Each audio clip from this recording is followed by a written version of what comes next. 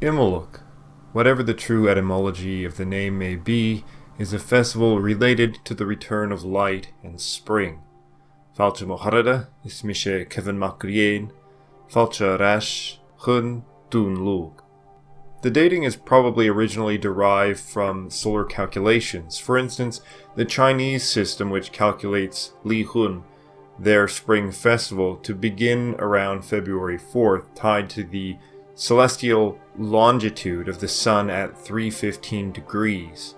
As a matter of fact, if you look at the timing of the quarterly seasonal calculations of traditional Chinese festivals, they match up nearly exactly with the Gaelic ones, which tells us that they are likely calculated using a similar method, which is the solar inclinations, which gives further credence to St. Patrick's observation that the Gaels were primarily solar worshippers, which I think this video will to some degree help to illustrate, and hopefully break the idea that solar worship simply means you worship the sun god, when in fact it really means that you worship a whole host of powers which are thought to derive from the sun, and which do in actuality derive from the sun.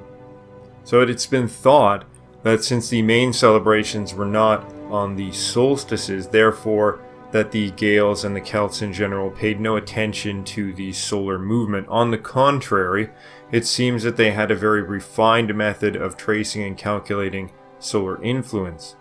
It's unthinkable that we would see such a parallel between the Gaelic and the Chinese dating without a similar solar dating method being used. Now, the goddess associated with Imbolg is Brigid or Brigid. But who really is she, and why is she associated with this date? Most of what we know about Brigid comes from extrapolations from Saint Brigid, brief comments about her in Cormac's glossary, a very brief mention in the Laur Gabal and Aherin, and a small role in the Second Battle of Moytura, where she's the wife of Bress, whose son Ruadan tries to kill Gloivniu, but is himself killed. Now, in the battle, she doesn't seem to take an active part on either side, but this could be said for many of the gods, and isn't very conclusive. For instance, Angus MacOg, although depicted at the start of the second battle, doesn't appear to have a role in the battle itself. Nevertheless, we are told in one of the Dingenahas that in fact he served as a battle commander for Indech, the king of the Fomorians. Cormac's glossary identifies her as being a goddess of the bards, and that there are 3 Brigids, one of poetry, one of smithing, and one of healing.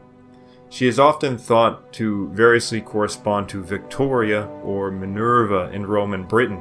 Victoria is often featured alongside a god associated with Mars, and seems to have been how the Brigantes tribe, who had her as a special patron goddess, interpreted her. From our understanding, however, it would seem that she is more akin to Minerva, as she is less seldomly represented. In any case, her origin and identity is as the goddess of dawn, one of the oldest Indo-European deities. For instance, her name actually derives from a byname of the goddess of dawn, Ushas, in the Rig Veda. She therefore represents awakening, mentally and spiritually, the return of the sun, the birth of light and day, and the birthing also of animals and humans. She was not strictly speaking, however, a mother goddess, though likely associated with assisting in childbirth and other things associated with that.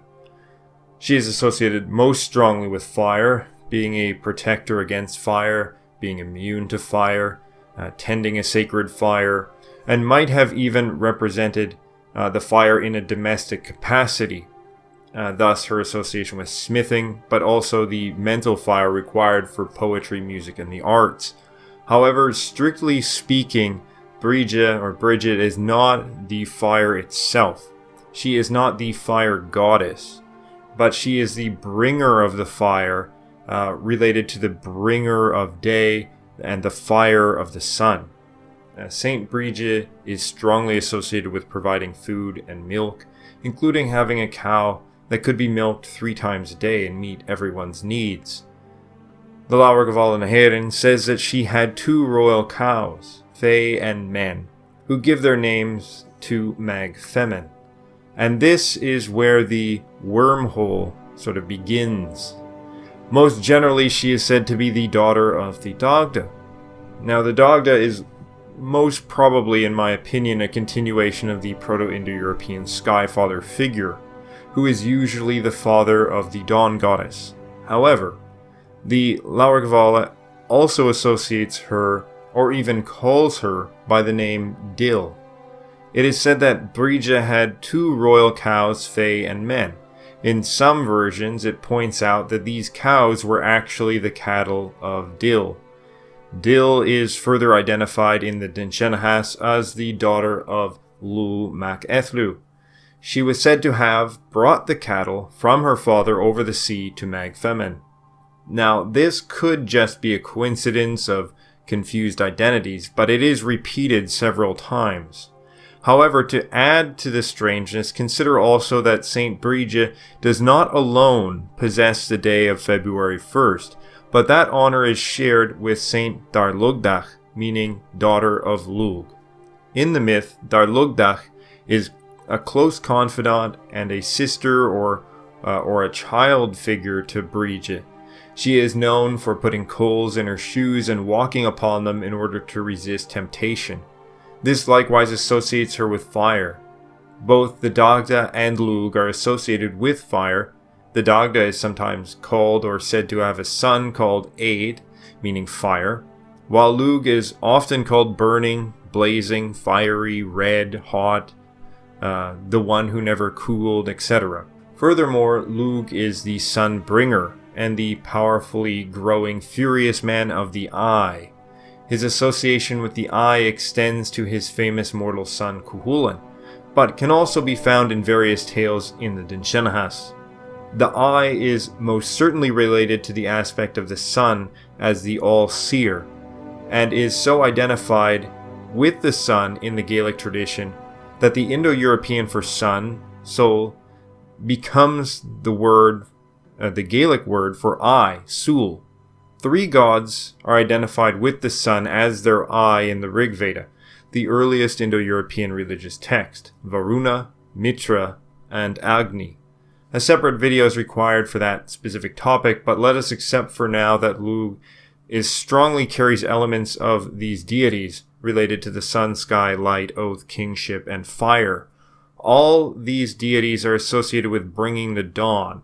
Thus, we can take a few guesses, though none can be effectively proven, I think. The first is that Brigid may have been originally known by another name in Gaelic. However, despite what some people believe, she is not the manifestation of Bowen.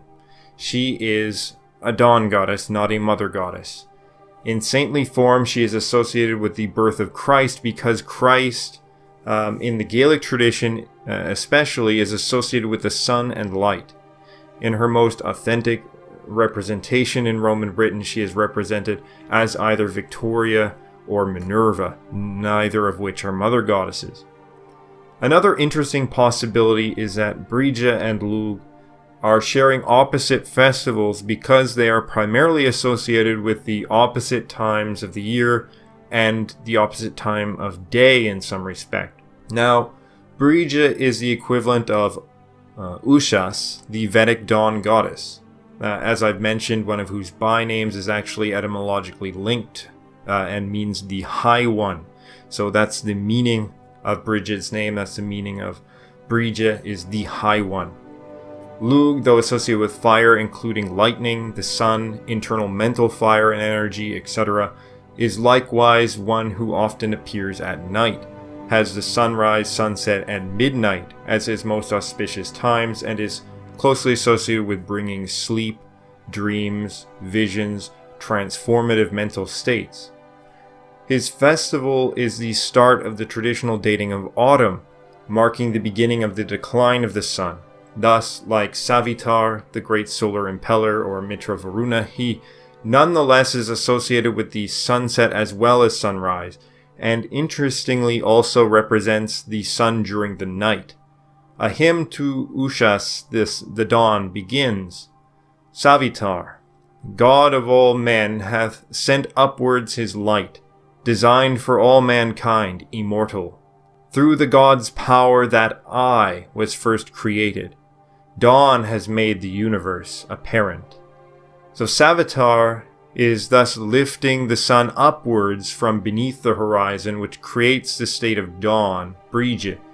The sun is supported from a force underneath, which is identified with the god Savitar, who impels the singing of birds and also puts them to slumber, as his outstretched golden arms rise up and set the sun. Dawn is thus created by this upward motion, and the dawn diffuses the sun's light through the sky and the air as Savitar extends his arms. This solar energy is expressed as cattle. Thus, the cattle originate with the sun, but are first milked or diffused into the world by the dawn. In Celtic terms, then, or specifically Gaelic terms, then, this is the cattle of Dil, the splendid one. That's what Dil means, a splendid one, or shining splendid one, something to this effect. Daughter of Lug, which are the prana or energy radiated from the sun, are tended and milked by Brigid, creating the dawn as the sun is impelled onwards by Lu's red skillful hands and long arm. The contrast between Imbolg and Lunasa is then the rising and the setting of the sun, the beginning and the ending, the spring and the autumn, the morning and the evening, the sowing and the reaping. Trying to piece together what might have been the original pre-Christian myth of the goddess and the festival of Imbolg is interesting, but likely impossible. However, it is not necessarily important, because we have a clear understanding of who the deity is, and thus we can understand her actual metaphysical, spiritual, psychological role in the world. If the Sky Father is the father of dawn, or whether the fiery solar impeller is the father of dawn, or whether Darlugdach is supposed to be a by-name for Brigid, it's probably most likely that there is a strong connection there, but we really just can't say for certain what that is. And it depends on how one sees it. But the myths are merely stories. The goddess is the state of dawn and everything that it represents in the physical world, but also in our consciousness. The birth of light, the fire of the sun, the illumination out of the darkness, the kindling of the day, the arouser from slumber, and likewise the brightener of the mind, and thus the relation to poetry, crafting, and skill. The festival of Imbolg likewise is related to the same concept within the annual seasonal cycle. However, the dawn also symbolizes the passing of time and the cycle from one day to the next. It causes us to age, causes time to progress. I'd like to give a big thanks to my Patreon subscribers. If you'd like to support this channel, please like, share, and think about supporting us through Patreon as well, or giving a donation through the website. Gurv Mila Magad Aseshjak Agus Marigoni Shas Skohard.